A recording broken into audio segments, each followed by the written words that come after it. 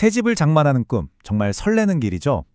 그런데 그 꿈에 생각지도 못한 균열이 생긴다면 어떨까요? 바로 예상치 못한 하자를 발견했을 때 말입니다.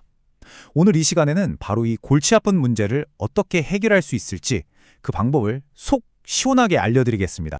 평생 모은 돈으로 겨우 마련한 내 집인데 벽지에 곰팡이가 슬고 창틀에선 비가 샌다? 와, 정말 상상만 해도 끔찍하죠? 그 꿈이 순식간에 악몽으로 변하는 순간입니다. 아마 이 영상을 보시는 분들 중에 이거 완전 내 얘긴데? 하시는 분들도 계실 거고 주변에서 이런 얘기 들어보신 분들도 많을 거예요.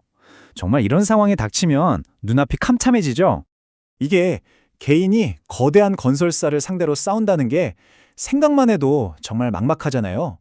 법? 너무 어렵고 시간이며 돈이며 혼자서는 도저히 감당이 안 되는 문제죠. 하지만 다행히도요. 이런 막막한 상황에 놓인 분들을 도와주기 위해서 국가가 마련한 공식적인 기구가 있습니다.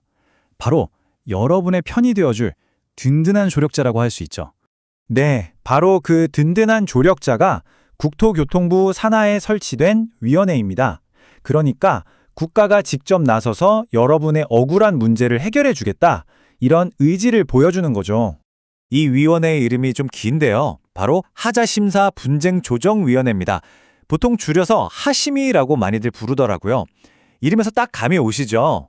말 그대로 하자인지 아닌지 심사하고 분쟁이 생기면 중간에서 조정을 해주는 우리 입주자들의 권익을 지켜주기 위한 전문가 집단이라고 보시면 됩니다.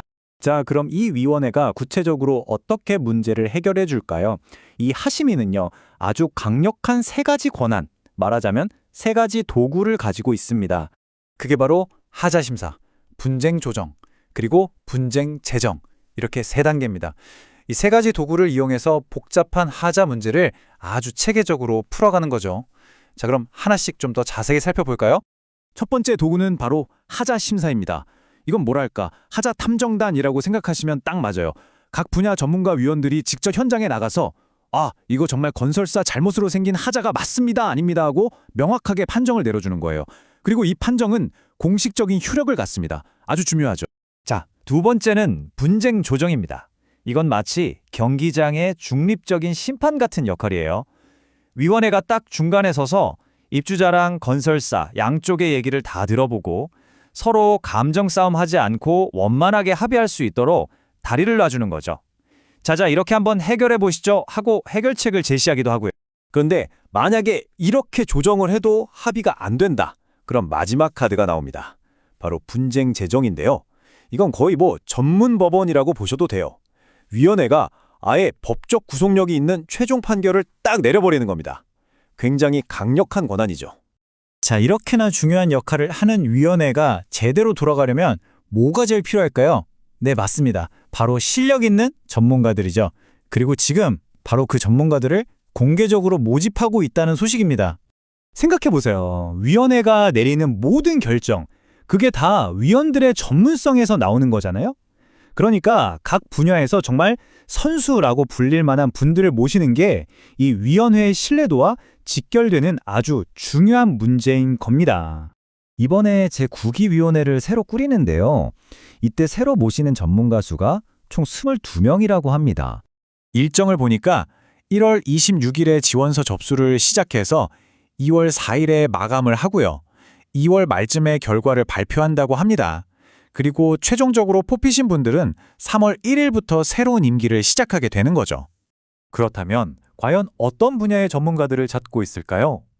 위원회가 다루는 일이 워낙 다양하다 보니까 정말 여러 분야의 전문가들이 필요합니다. 총 22명을 뽑는데 분야별로 보면요, 기술계 전문가를 무려 10명이나 뽑습니다. 가장 많죠? 이게 뭘 의미하겠어요? 결국 법적인 판단 이전에 이게 기술적으로 하자인지 아닌지를 과학적으로 정확하게 가려내는 걸 가장 중요하게 생각한다는 뜻이겠죠. 그 외에 학계나 법조계, 또 건설업계와 주택관리사 전문가 분들도 모시고 있습니다. 자격 요건을 한번 보세요. 와, 기준이 정말 높습니다. 법조계는 판사, 검사, 변호사 경력이 6년 이상이어야 하고요. 기술계나 건설, 주택관리 분야는 최소 10년 이상 경력을 요구해요. 그러니까 정말 그 분야에서 오랫동안 전문성을 쌓아온 최고의 전문가들을 위원으로 모시겠다는 의지가 보이는 거죠. 이렇게 전문가들을 모아서 위원회를 제대로 꾸리는 건 단순히 행정기구 하나 만드는 것 이상의 의미가 있습니다. 이건 우리 사회 전체의 주거 환경을 한 단계에 끌어올리는 아주 중요한 발걸음이거든요. 국토교통부 관계자도 이런 말을 했어요. 입주자가 쾌적한 주거 환경을 누릴 수 있도록 현장 경험과 전문성을 갖춘 전문가들의 적극적인 참여를 바란다. 결국 이 모든 노력이 국민 한 사람 한 사람이 내 집에서 안심하고 편안하게 살 수 있는 환경을 만들기 위한 거라는 거죠. 그러니까 정리를 해보자면 이렇게 전문성을 갖춘 위원회가 있다는 건 첫째, 더 빠르고 정확하게 하자 판정을 내릴 수 있다는 거고요. 둘째, 우리 같은 주택 수요자들의 권리를 확실하게 지켜준다는 의미입니다.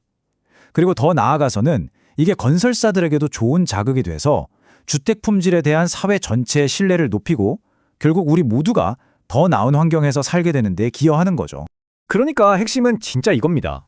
우리 대부분한테 집이라는 건 어쩌면 인생에서 가장 큰 투자잖아요. 이 위원회는 바로 그 소중한 자산, 내 꿈이 담긴 집을 지켜주는 아주 필수적인 사회적 안전장치인 셈입니다. 그런데 말이죠. 여기서 한 걸음만 더 생각해보면 어떨까요? 이 위원회는 사실 문제가 터진 후에 해결해주는 일종의 사후 약방문이잖아요. 정말 좋은 제도지만 근본적으로는 이런 하자가 처음부터 생기지 않도록 예방하는 게 더 중요하지 않을까요? 과연 그걸 위해서 우리 사회에는 무엇이 더 필요할까요?